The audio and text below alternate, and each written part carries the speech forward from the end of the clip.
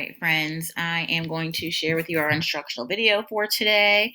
Sorry if I go kind of quickly. I know I've been going a lot faster than I normally do, and it's just because the program that I'm using to record this only lets me record for 5 minutes.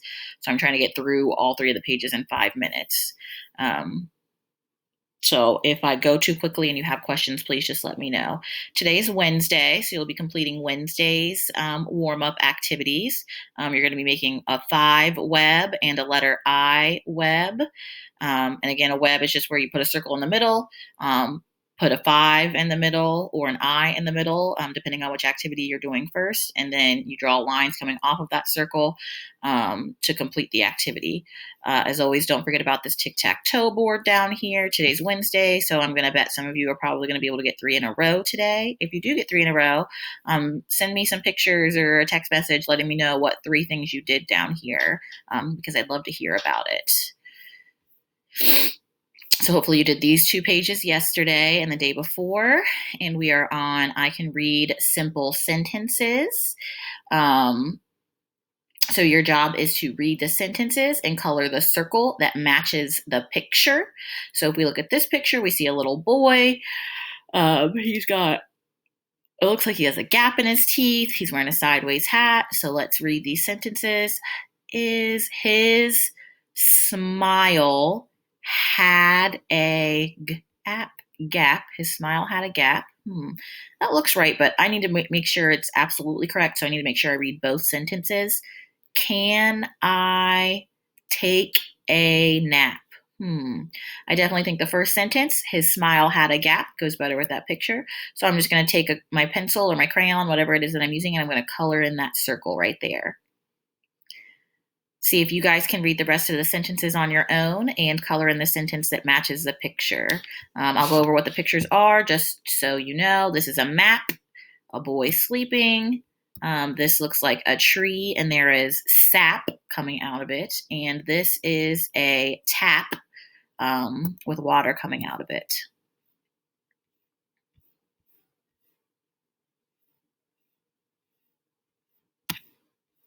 The writing page today is to write 3 sentences.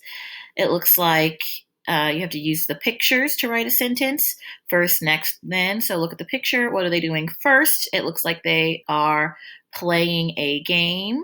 So if I were writing this sentence, I am going to take my pencil, trace over the word first, making sure I'm using my best handwriting.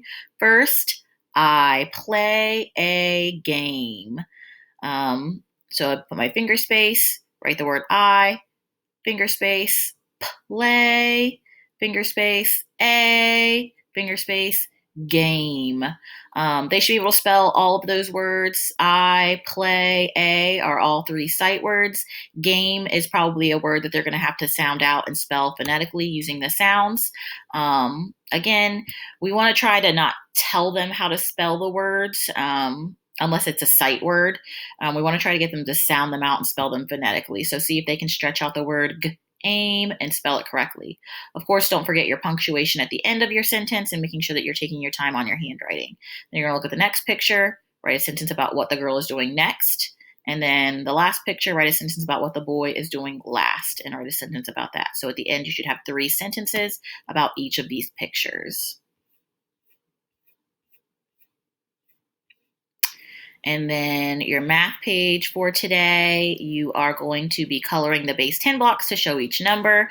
So how this works is this is the number 13. 1 and 3 is 13. Each of these counts as a block, so you count all of these. Or your student might just know that this is 10. If you see a stick of them all stuck together, this is always going to be 10. So they might just be able to say 10, 11, 12, 13. So they would color in this whole 10 stick. And then 3 ones. So they might have to physically count 1, 2, 3, 4, 5, 6, 7, 8, 9, 10, 11, 12, 13. Or they might just be able to say 10, 11, 12, 13. But your job is to color the base 10 blocks to show each number. And we always want to start with the 10 up here. It has to do with place value. So always have them count this up here first and then the ones that are left over. So let's try another one. 11. So I'm going to say, all right, I know this is 10, 11. So I'm going to color in the whole